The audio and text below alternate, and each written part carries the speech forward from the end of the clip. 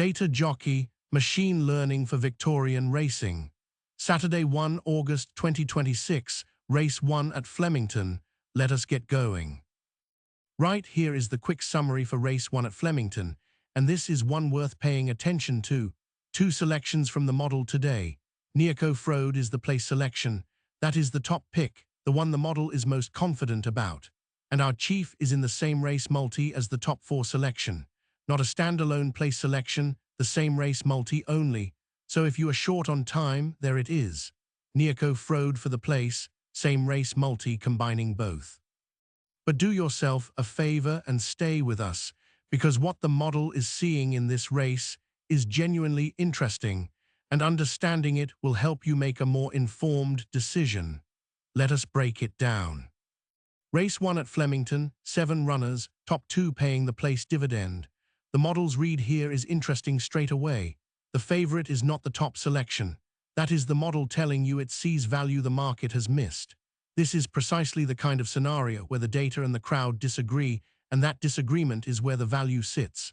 2 selections from the model for this race, a place pick, and a same race multi combining both. Remember, not every race makes the cut. The model only selects when the value is genuinely there, and today it is. On to the breakdown. Before I get into the picks, a quick word on how this works, because it is genuinely different to anything else you will find in the tipping space. The selections come from a machine learning model that continuously learns from Victorian racing results. Every single race meeting, every result, every finishing position feeds back into it. This is not a set-and-forget system. It is live, it is learning, and it gets sharper with every race run in Victoria. Now here is the part that really sets it apart. Most tipsters, most models out there are chasing the winner. I made a completely different call. This model was built from the ground up to find place finishers, horses that hit the top positions and pay a place dividend.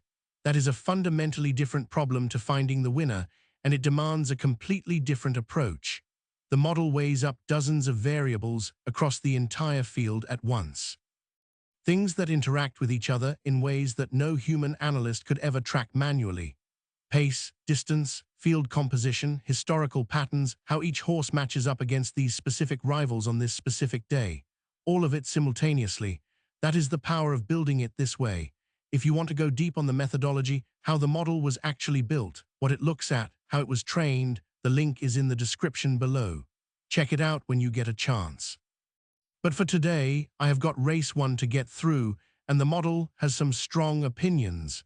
Let us get into the picks. On to pick 1 for race 1. The model's top selection here is Nearco Frode, currently second in the market, not the favorite, not the horse drawing the market's attention, just one the model rates well above where it is currently priced. That mismatch is the whole basis for the selection. I want to be upfront about something, since I think it is more useful than pretending otherwise. There is no single clean reason the model has chosen Nearco Frode. That is genuinely not how the system works. It does not rely on one factor like a strong record at Flemington or a preferred distance, the kind of reasoning a standard form guide leans on. The model takes a different path entirely, weighing dozens of variables at the same time. Track conditions, distance, field size, who else is racing today, historical patterns built from thousands of past Victorian races, all considered together, surfacing connections that are simply invisible to manual analysis. That is intentional. A one-sentence explanation would mean the model was unnecessary. What actually counts is this. The market has Nearco Frode at second in the market. The model places it first for race 1. That difference between market price and model confidence is where the value lives, and identifying that gap is the model's entire job. It does not matter whether the market eventually catches up or not.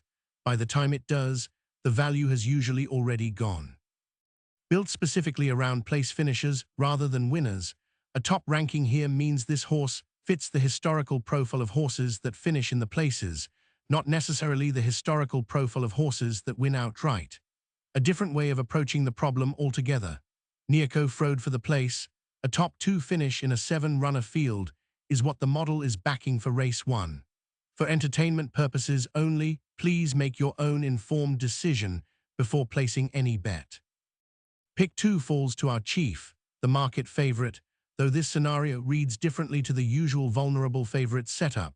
There is no red flag on our chief here. The model is not calling for it to get beaten.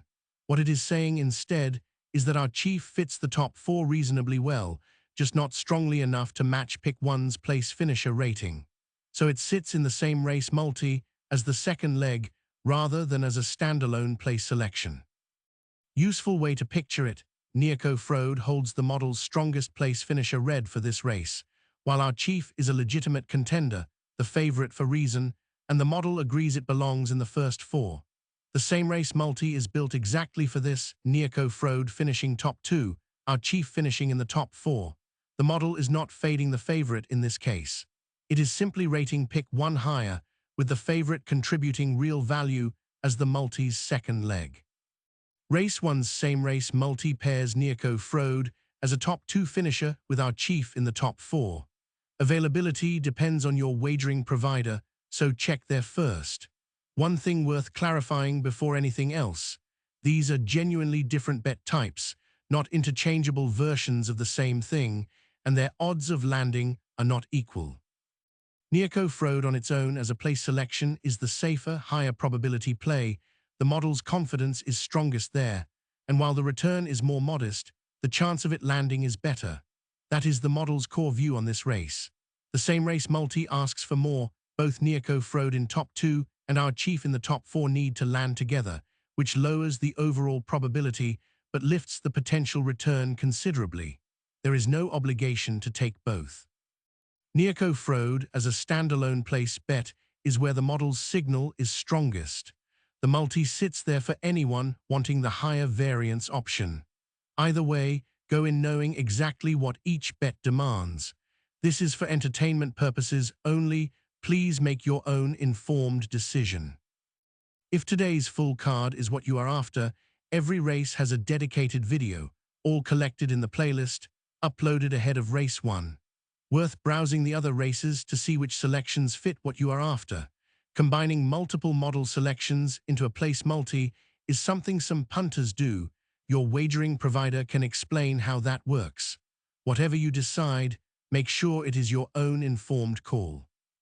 One more thing worth repeating: check for scratchings before placing any bet, since they can completely reshape a race on the day. For race 1, the model's place selection is Nearco Frode. The playlist has the rest of the card, and if you have not subscribed, this channel runs for every Victorian meeting, every race day, entirely free. Race 1 at Flemington, all wrapped up. The headline Nearco Frode for the place, and Nearco Frode top 2 with our chief top 4 as the same race multi if the longer odds option appeals to you. Every selection gets tracked publicly, with results posted weekly, no exceptions and no cherry-picking, win streaks or losing runs alike.